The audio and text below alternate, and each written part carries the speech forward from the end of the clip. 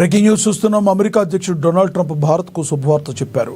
భారత ఉత్పత్తులపై అమెరికా విధిస్తున్న ప్రతీకార సుంకాలను 25% నుంచి 18% తగ్గిస్తున్నట్లుగా ప్రకటించారు. ప్రధాని నరేంద్ర మోడీతో ఫోన్లో మాట్లాడిన కాసేపటికే ట్రంప్ తన ట్రూత్ సోషల్ వేదిక ఈ సంచలన ప్రకటన చేశారు. రష్యా నుంచి చమురు కొనుగోలు నిలిపివేసి అమెరికా వెనుజులా నుంచి ఎక్కువ మొత్తంలో చమురును కొనుగోలు చేసేందుకు భారత్ అంగీకరించింది. రష్యా నుంచి ఆయిల్ కొంటున్నందుకు భారత్పై విధించిన 25% అదనపు సుంకాన్ని అమెరికా తక్షణమే రద్దు చేస్తుంది. ట్రంప్ తీసుకునే నిర్ణయంపై ప్రధాని మోడీ హర్షం వ్యక్తం చేశారు. 140 కోట్ల భారతీయుల తరపున ట్రంప్కు ధన్యవాదాలు తెలుపుతూ ఎక్స్లో పోస్ట్ చేశారు.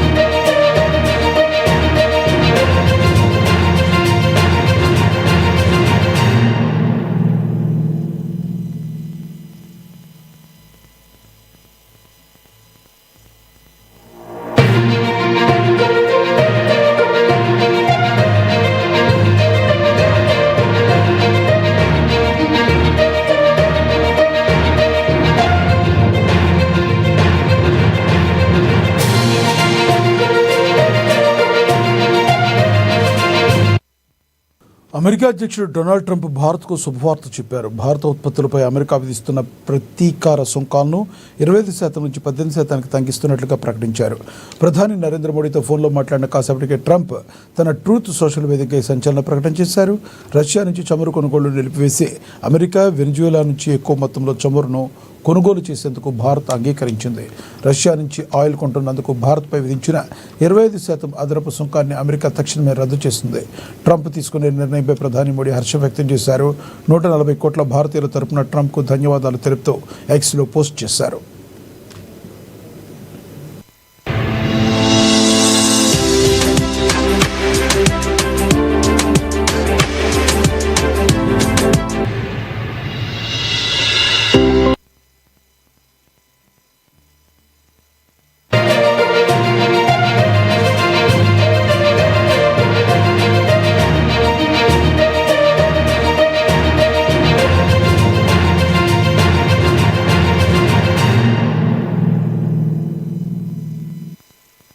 బ్రేకింగ్ న్యూస్ చూస్తున్నాం. తెలంగాణలో మున్సిపల్ ఎన్నికల నగారా మోగిన నేపథ్యంలో రాజకీయ వాతావరణం వేడెక్కింది. రాష్ట్ర వ్యాప్తంగా ఉన్న 116 మున్సిపాలిటీలు, 7 మున్సిపల్ కార్పొరేషన్లో ఖాళీగా ఉన్న 2996 వార్డులకు ఎన్నికల ప్రక్రియ కొనసాగుతుంది. ఈ ఎన్నికల కోసం రాష్ట్ర వ్యాప్తంగా మొత్తం 19608 నామినేషన్లు దాఖలయ్యాయి. అభ్యర్థుల నుంచి వచ్చిన దరఖాస్తులను ఇప్పటికే అధికారులు క్షుణ్ణంగా పరిశీలించి అర్హులైన వారి జాబితాను సిద్ధం చేశారు. అయితే నామినేషన్ల ఉపసంహరణకు నేడే చివరి రోజు కావడంతో అభ్యర్థులు, రాజకీయ పార్టీలలో ఉత్కంఠ అయితే నెలకొంది. ఇదే విషయానికి సంబంధించి మరింత సమాచారాన్ని మా ప్రతినిధి హరీష్ అందిస్తారు. ఫోన్ ద్వారా హరీష్, చెప్పండి, మీ దగ్గర ఉన్న తాజా సమాచారం ఏంటి? రైట్ లక్ష్మీనాథ్, మున్సిపల్ ఎన్నికలకు సంబంధించి కూడా డెడ్ లైన్ అని చెప్పాలి. ఈ రోజు సంబంధించి నామినేషన్ల ఉపసంహరణకు సంబంధించి తుది గడువు మధ్యాహ్నం 3 గంటలకు ఉపసంహరణకు సంబంధించి కూడా ఈసీ గడువు ఇచ్చిన పరిస్థితి అయితే ఉంది. ప్రధానంగా రాష్ట్ర వ్యాప్తంగా 116 మున్సిపాలిటీలు, 7 మున్సిపల్ కార్పొరేషన్లకు సంబంధించి కూడా 2996 వార్డులకి సంబంధించి కూడా ఎన్నిక ప్రక్రియ కొనసాగుతుంది. ఎన్నికల కోసం రాష్ట్ర వ్యాప్తంగా 19600 మంది నామినేషన్లు దాఖలు చేశారు. దాంట్లో స్వతంత్ర అభ్యర్థులతో పాటుగా ప్రధాన పార్టీల అభ్యర్థులకు సంబంధించి కూడా నామినేషన్లు దాఖలైన పరిస్థితి అయితే ఉన్నది.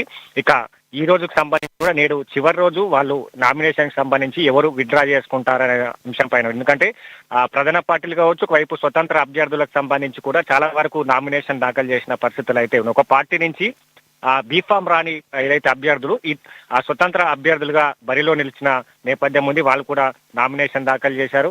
ఇక ఈ రోజు చివరి రోజు కావచ్చు, మధ్యాహ్నం 3 గంటల లోపు కూడా ఉపసంహరణ గడువు ఉన్నారు కాబట్టి వాళ్ళంతా కూడా బుజ్జగింపుల పర్వం తురి అయిందని చెప్పొచ్చు. ఇప్పటికే చాలా వరకు ప్రధాన పార్టీ నేతలంతా కూడా బుజ్జగింపుల పర్వం కొనసాగిస్తున్నారు. ఇక ముఖ్యంగా పార్టీ కీలక నేతలతో కూడా వాళ్ళకు టచ్ లో ఉంటున్నారు. వాళ్ళకి సంబంధించి కూడా ఇతర ఏదైతే అవకాశాలు కల్పిస్తాం, రాబోయే పదవులు ఇస్తామన్నట్టుగా కూడా బుజ్జగింపులు చేస్తున్న పరిస్థితి అయితే కనిపిస్తా ఉన్నది. ఇక ఈ రోజు మధ్యాహ్నం 3 గంటలకు సంబంధించి కూడా మొత్తంగా నామినేషన్ల ఉపసంహరణ గడువు ఉంటుంది. తర్వాత ఏదైతే స్వతంత్ర అభ్యర్థులు బరిలో నిలిచారో వాళ్ళు నామినేషన్ దాఖలు చేశారో వాళ్ళకి సంబంధించి కూడా ఎన్నికల గుర్తింపు సింబల్స్ ని ఇవ్వనున్నది. ఈ రోజు తుది జాబితా కూడా ఈసీ వెల్లడించిన నేపథ్యం అయితే కనిపిస్తా ఉంది. ఇక ఇప్పటికే ఎలాంటి ఇబ్బందులు లేకుండా కూడా బుజ్జగింపుల పర్వం శురువైందని చెప్పొచ్చు. ప్రధాన కాంగ్రెస్ పార్టీ అలాగే బీఆర్ఎస్ బీజేపీ పార్టీకి సంబంధించి కూడా ఎవరైతే బీఫామ్ దక్కని వారు ఉన్నారో వారికి సంబంధించి కూడా స్వతంత్ర అభ్యర్థులుగా నామినేషన్ దాఖలు చేశారు. కొంతమందికి బీఫామ్ కూడా అందజేయని పరిస్థితి ఉంది. మున్సిపల్ కార్పొరేషన్ సంబంధించి కూడా అభ్యర్థులకు చాలా చోట్ల ప్రధాన పార్టీలు కూడా బీఫామ్ అందజేయలేదు. ఈ రోజు చివరి రోజుగా కాబట్టి బీఫామ్ తప్పనిసరిగా ఈసీకి వాళ్ళు సమర్పించాలి. ఈ రోజు బీఫామ్ ఇస్తే స్వతంత్ర అభ్యర్థులు ఎలాగా రియాక్ట్ అవుతారు, వీటన్నిటికి సంబంధించి కూడా మరి కాసేపట్లో తెరపడనున్న నేపథ్యం అయితే కనిపిస్తా ఉన్నది. ఇక చాలా వరకు నామినేషన్లకు సంబంధించి కూడా ఉపసంహరణ చేసుకునే వీలైతే కనిపిస్తోంది. ఎందుకంటే నిన్న నుంచి కూడా బుజ్జగింపుల పర్వం కొనసాగుతా ఉన్నది. ప్రధాన పార్టీలకు సంబంధించి కూడా స్వతంత్ర అభ్యర్థులను బుజ్జగిస్తా ఉన్నారు. తమకు ఇతర అవకాశాలు కల్పిస్తాం, పార్టీలో కీలకమైన పదవులు ఇస్తామన్నట్టుగా కూడా వాళ్ళకు బుజ్జగింపులు చేస్తారు. కాబట్టి ఇక మొత్తంగా ఈ రోజు మధ్యాహ్నానికి 3 గంటల వరకు ఉపసంహరణ గడువు ఉన్నది. ఈలోగా చాలా వరకు నామినేషన్లు ఉపసంహరణ చేసుకునే అవకాశం అయితే కనిపిస్తా ఉంది. మొత్తంగా 2996 వార్డులకు 19,608 నామినేషన్లు వచ్చాయి కాబట్టి దీంతో చాలా వరకు ఉపసంహరణ అయ్యే అవకాశం అయితే కనిపిస్తా ఉంది. ఈరోజు తుది జాబితా విడుదల, అలాగే స్వతంత్ర అభ్యర్థులకు సంబంధించి కూడా గుర్తింపు 11 ఎలక్షన్ జరగబోతా ఉన్నది. 13వ తేదీకి సంబంధించి కూడా ఆ రోజు కౌంటింగ్ అలాగే ఫలితాలు వెల్లడించనున్న పరిస్థితి అయితే ఉందని చెప్పొచ్చు. Laxman, thank you Harish.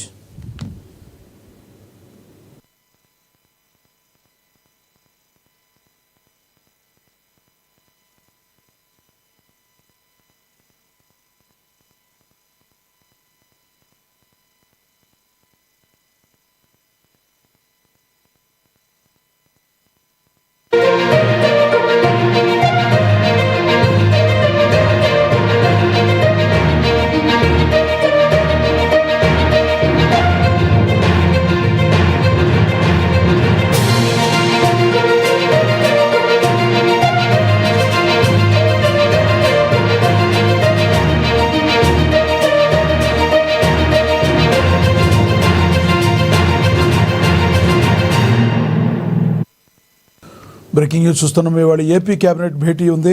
ఈ సమావేశంలో లడ్డూ రాజకీయం, వైసీపీ నేతల దాడులు, అరెస్టుల అంశంపై సమగ్ర చర్చ జరుగుతున్నట్లుగా సమాచారం. పలు సంస్థలకు భూ కేటాయింపులతో పాటు మరికొన్ని కీలక నిర్ణయాలు తీసుకోనున్నారు. ఈసారి కూడా ఎజెండా 30కి పైగా అంశాలుండే అవకాశం కనబడుతుంది. పెట్టుబడులు, పరిశ్రమలు, భూ కేటాయింపులపై నిర్ణయం తీసుకోనున్నారు. ఇక కేబినెట్ సమావేశం ఎజెండా ముగిసిన తర్వాత తాజా రాజకీయ పరిణామాలు ప్రధానంగా చర్చకొచ్చే అవకాశం ఉంది.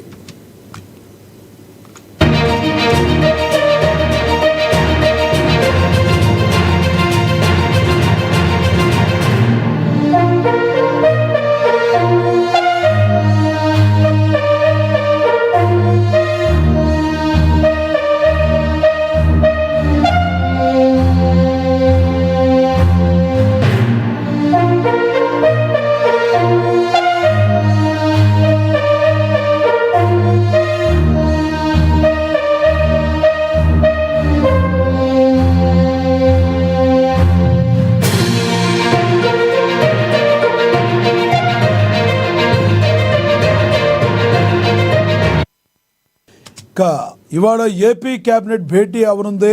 ఈ సమావేశంలో లడ్డూ రాజకీయం, వైసీపీ నేతల దాడులు, అరెస్టుల అంశంపై సమగ్ర చర్చ జరుగుతున్నట్లుగా సమాచారం. పలు సంస్థలకు భూ కేటాయింపులతో పాటుగా మరికొన్ని కీలక నిర్ణయాలు తీసుకోనున్నారు. ఈసారి కూడా అజెండా 30కి పైగా అంశాలుండే అవకాశం ఉంది. ఇక పెట్టుబడులు, పరిశ్రమలు, భూ కేటాయింపులపై నిర్ణయం తీసుకోనున్నారు. కేబినెట్ సమావేశం ఎజెండా ముగిసిన తర్వాత తాజా రాజకీయ పరిణామాలు ప్రధానంగా చర్చకు వచ్చే అవకాశం ఉంది.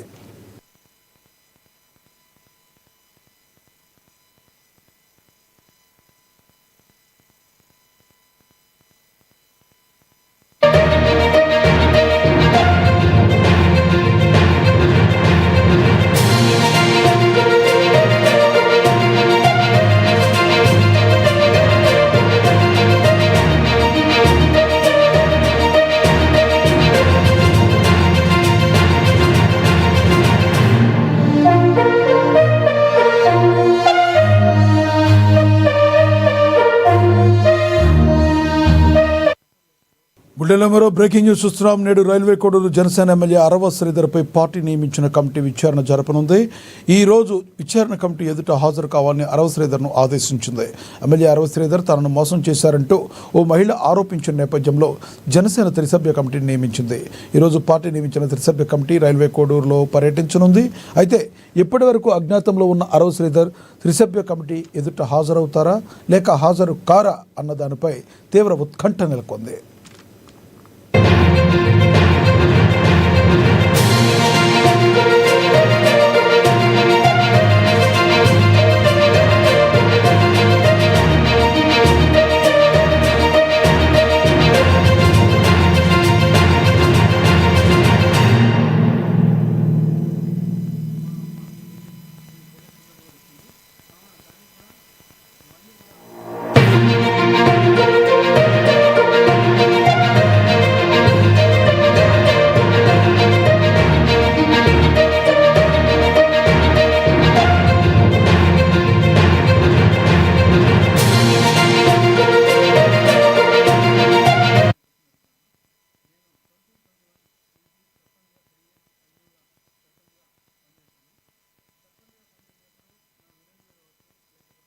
వికారాబాద్ జిల్లా పరిగి మున్సిపల్ ఎన్నికల ప్రచారంలో ఎమ్మెల్యే రామ్మోహన్ రెడ్డి పాల్గొన్నారు. పట్టణంలోని 15, 16 వార్డుల్లో కాంగ్రెస్ అభ్యర్థుల గెలుపు కోసం ఆయన ఇంటింటి ప్రచారం నిర్వహించారు.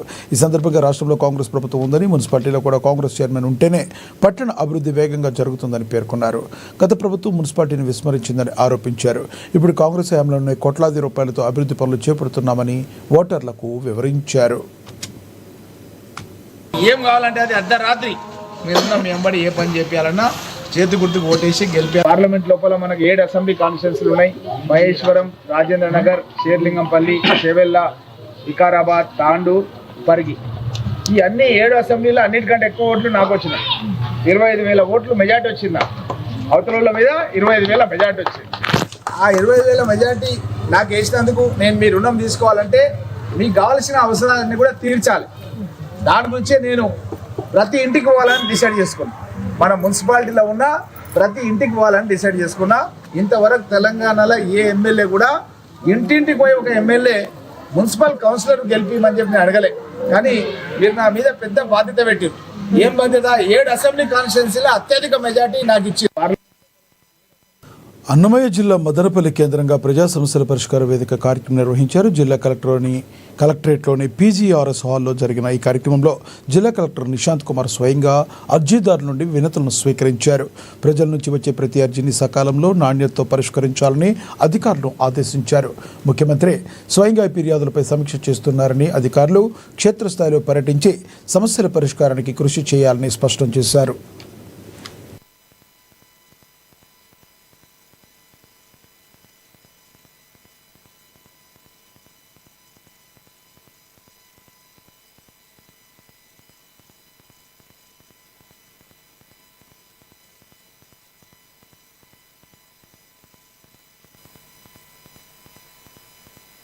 కడప జిల్లా పోరుమాళ్ళ మండలంలో సభ్య సమాజం తలదించుకునే ఘటన ఒకటి చోటు చేసుకుంది.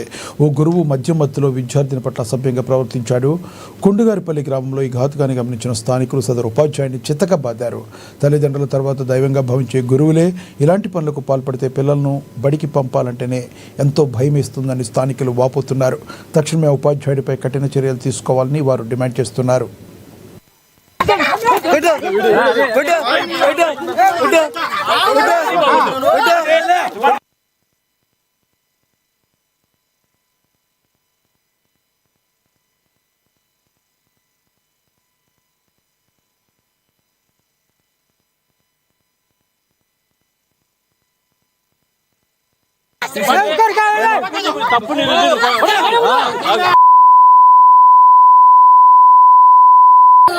అవునా సరే తాగి ఒక టీచరు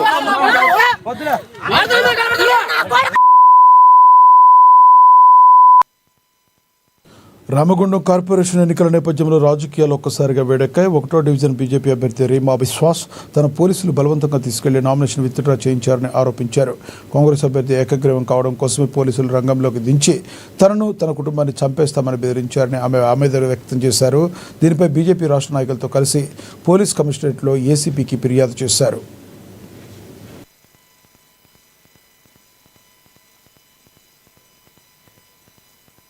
ముఖ్యంగా రామగుండం 1వ వార్డు అభ్యర్థి ఎవరైతున్నారో భారతీయ జనతా పార్టీ అభ్యర్థి రీమా బిశ్వాస్ ని బెదిరించి వీళ్ళ విత్డ్రా చేపించి చంపేస్తామని చెప్పేసి తెలుగు రాకపోయినా వాళ్ళు రాసి ఆమెతో సంతకం పెట్టించుకొని మీరు ఒకవేళ సంతకం పెట్టకపోతే మీ ఆయనని చంపేస్తాం, ఉద్యోగం నుంచి వీకేస్తాం అని చెప్పేసి వాళ్ళ ప్రజాస్వామ్యాన్ని అపహాస్యం చేసినారు.